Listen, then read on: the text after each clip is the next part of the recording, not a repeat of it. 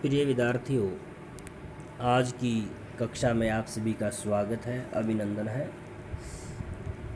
प्रिय विद्यार्थियों, आप सभी आज पंचम पाठ पढ़ रहे हो, जिसका नाम है शुकनासोपदेश। शुकनासोपदेश यह पाठ महाकवि बाणभट्ट विरचित कादम्बरी से चयनित है। महाकवि बाणभट्ट संस्कृत के महान गद्यकार थे। इन्होंने कन्याकुब्ज कनौज के राजा हर्षवर्धन के जीवन पर हर्षचरित लिखा। हर्षवर्धन का राज्यकाल 606 ईस्वी से 648 ईस्वी तक रहा है, अतः बाणभट्ट का भी यही समय होना चाहिए। इनकी दो रचनाएं सुप्रसिद्ध हैं, हर्षचरित और कादम्बरी। हर्षचरित बाणभट्ट की प्रथम गद्य कृति है। स्वयं बाणभट्ट ने इसे आख्यायिका कहा है। कादम्बरी संस्कृत साहित्य का सर्वोत्कृष्ट गद्य काव्य है। यह कथा श्रेणी का काव्य है। चंद्रापीठ कादम्बरी तथा पुंडरीक महाश्वेता की परिणय का चित्रण करने वाली कथा कादम्बरी के दो भाग हैं। इसका कथानक जटिल होते हुए भी मनोरम है। इसमें कथा का प्रारंभ राजा शूद्रक के वर्णन से होता है। शूद्रक के यहाँ चांडाल कन्या वैशंपायन नामक शुक को लेकर पहुँचती है। शुक सभा में आत्म वृत्तांत सुनाता है। इस ग्रंथ में तीन जन्मों की घटनाएं गुंफित है। प्रस्तुत पाठ कादम्बरी के शुकनासोपदेश नामक गद्यांश से लिया गया है। इस अंश का नायक राजकुमार चंद्रापीड़ है, जो सत्तव, शौर्य और आर्जव भावों से युक्त है। शुकनास एक अनुभवी मंत्री है, जो राजकुमार चंद्रापीड़ को राज्याभिषेक के पूर्व वात्सल्य भाव से उपदेश देते हैं। वे उसे युवावस्था में सुलभ रूप, यौवन, प्रभुता एवं ऐश्वर्य से अद्भुत दोषों के विषय में सावधान कर देना समझते हैं। इसे युवावस्था में प्रवेश कर रहे समस्त युवकों को प्रदत्त दीक्षांत भाषण कहा जाता है। तो प्रिय बच्चों, हमारा जो पाठ है यहाँ से स्टार्ट होता है। शुकनासोपदेश, शुकनास का युवराज चंद्रापीड़ को उपदेश। एवं समतिक्रामत्सु दिवसेषु राजा चंद्रापीडस्य यौवराज्याभिषेकं चिकीर्षुः प्रतिहार अनुकरणं संभार संग्रहादि अर्थादि दिदेशः। एवं इस प्रकार समतिक्रामत्सि कुछ समय बीत जाने पर, कुछ दिन बीत जाने पर राजा तारापीड़ ने चंद्रापीड़ के युवराज अभिषेक की इच्छा से प्रतिहार अनुकरणम संभार संग्रहार्थादिदेशः द्वारपालों को अभिषेक की सामग्री इकट्ठे करने के आदेश दिए। समुपस्थित युवराज्याभिषेकम च, समुपस्थित समीप आए हुए युवराज अभिषेक को वाला, तम कदाचित जिसका युवराज अभिषेक नज़दीक आ गया है, उसको कदाचित कभी दर्शनार्थम, कभी उसके दर्शनों के लिए आगता आए हुए, कभी उसके दर्शनों के लिए आए हुए विनयम अपि विनीतरम, जो पहले से आरूढ़ विनयम, जो पहले से ही विनम्र है, विनीतरम इच्छन, उसको और अधिक विनम्र बनाने के लिए, करने के लिए शुकनास सविस्तरम उवाच, उसे विस्तार पूर्वक बताता है।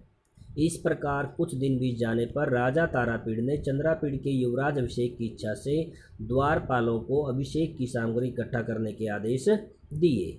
जिसका युवराज अभिषेक समीप आ गया है, उसको देखने की, कभी कदाचित कभी उसको देखने के लिए, तम उसको कदाचित उसको कभी देखने की इच्छा से आए हुए शुकनास ने, जो पहले से ही विनम्र है, उसको और अधिक विनम्र करने के लिए विस्तार पूर्वक बताया। तात चंद्रापीड़, हे बेटा चंद्रापीड़, विदित वैदित अवश्य, तुम सभी बातों को जानते हो। विदित वैदित अवश्य, जानने योग्य सभी बातों को जानते हो। अधीत सर्वशास्त्रस्य, क्योंकि आपने गुरुकुल में सभी शास्त्रों का अध्ययन कर लिया है। ते नाल्पम अपि उपदेष्टम अस्ति, इसीलिए आप थोड़े से भी उपदेश के योग्य नहीं हो, अर्थात आपको उपदेश देने की आवश्यकता नहीं हो। आप जानने योग्य सभी बातों को जानते हो। आपने गुरुकुल में सभी शास्त्रों का अध्ययन कर लिया है। फिर भी केवलम च, फिर भी निसर्गता एव अति गहनम तमो यौवन प्रभुम, युवावस्था के प्रभाव से गहन अंधकार रूपी स्वभाव से ही गहन अंधकार पैदा होता है। युवावस्था के प्रभाव से जो गहन अंधकार स्वभाव से ही उत्पन्न होता है, उसके बारे में बताना अति आवश्यक है। अपरिणामोपशमो दारुणो लक्ष्मी मद, कहते हैं लक्ष्मी का जो मद है वो बहुत ही भयंकर है। अपरिणामो उपशमो, अपरिणामो जो बुढ़ापे में भी उपशमो शांत नहीं होता। लक्ष्मी का जो मद है वो बहुत ही भयंकर होता है, जो बुढ़ापे में भी शांत नहीं होता है। अप्रबोधा घोरा च राज्य सुख सनिपात निंद्रा, राज्य सुख रूपी सनिपात की जो नींद है वो इतनी भयंकर होती है कि मनुष्य सुबह होने पर भी नहीं जागता। अर्थात राजा को इतना सुख मिल जाता है कि वह कोई भी बात, किसी की बात को नहीं सुनता, वह उसी के मद में सोया रहता है। इत्यत विस्तरेण विदेशी, इसीलिए मैं आपको विस्तार पूर्वक बताता हूँ। हे तात चंद्रापीड़, तुम जानने योग्य सब बातों को जानते हो, तुमने सभी शास्त्रों का अध्ययन कर लिया है, इसलिए तुम थोड़े से भी उपदेश के योग्य नहीं हो। फिर भी युवावस्था के प्रभाव से, जो गहन अंधकार स्वभाव से ही व्यक्ति के अंदर होता है, मैं उसके बारे में आपको बताना चाहता हूँ। क्योंकि लक्ष्मी का जो मद है वो इतना भयंकर है कि अपरिणामोपशमो, बुढ़ापे में भी शांत नहीं होता। अप्रबोधा घोरा, भयंकर अप्रबोधा, दिन निकलने पर भी नहीं जागता। राज्य सुख सनिपात निंद्रा, देखो राज्य सुख रूपी सनिपात की जो नींद है वो इतनी भयंकर है कि मनुष्य, राजा अपने सुखों में ही खोया रहता है, वह जगाए जाने पर भी नहीं जागता, अर्थात दिन निकलने पर भी नहीं जागता। इत्यतः विस्तरेण विधीयसे, इसलिए मैं आपको विस्तार पूर्वक बता रहा हूँ। गर्भेश्वरत्वम, हे चंद्रापीड़, तुम तो गर्भ से ही राजा हो, तुम्हें राजा के यहाँ जन्म लिया है, इसलिए आप तो गर्भ से ही राजा हो। अभी नव यौवनत्वम, और तुम युवावस्था को प्राप्त हो। अप्रीतम रूपत्वम, अप्रीतम रूपत्वम, और अलौकिक सुंदरता है आपकी। अमानुष शक्तित्वम, और अमानुष शक्तित्वम, और आप शक्ति के भी धनी हो। महतीयम खलव अनर्थ परंपरा, यही तो महान अनर्थों की परंपरा है, यही तो मनुष्य के अंदर घमंड पैदा करते हैं। यौवनारंभे च प्राय, युवावस्था के आरंभ में प्राय शास्त्र रूपी जल प्रक्षालम, शास्त्र रूपी जलों से निर्मलापि, निर्मल की हुई बुद्धि, कालुष्यम उपायती, बुद्धि कलुषता को प्राप्त करती है। युवावस्था के आरंभ में प्राय शास्त्र रूपी जल से धोकर निर्मल की गई बुद्धि भी कलुषता को प्राप्त हो जाती है।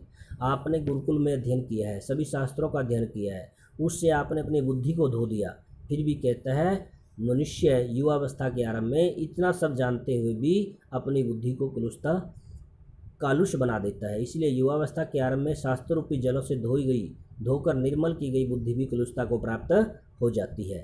नास्यति च पुरुष अत्यसंगो विशेषु, विषयों में अत्यंत आसक्ति पुरुष का नष्ट, अत्यासक्तों, अत्यंत आसक्ति किसमें, विषयों में, विषयों में अत्यंत आसक्ति भी पुरुष का नष्ट कर देती है। इसीलिए भवदृशा एवं भवंती भाजनानि उपदेशानाम, इसीलिए आप जैसे व्यक्ति ही ऐसे उपदेशों के योग्य होते हैं। अपगत मले ही मनसी विशंति सुखेन उपदेश गुणः, इस ऐसे व्यक्ति के अंदर ही अपगत मले ही मनसी विशंति सुखेन उपदेश गुणः, ऐसे व्यक्ति के अंदर सुखपूर्वक उपदेश के गुण, ऐसे व्यक्ति के मन के अंदर ही सुखपूर्वक उपदेश के गुण प्रवेश करते हैं। तो प्यारे बच्चों, आज हम इतना ही पढ़ेंगे, यहीं तक आपने करना है, आगे हम इससे आगे पढ़ाएंगे। तो धन्यवाद, आपने इसको लिखना है, याद करना और पढ़ना है।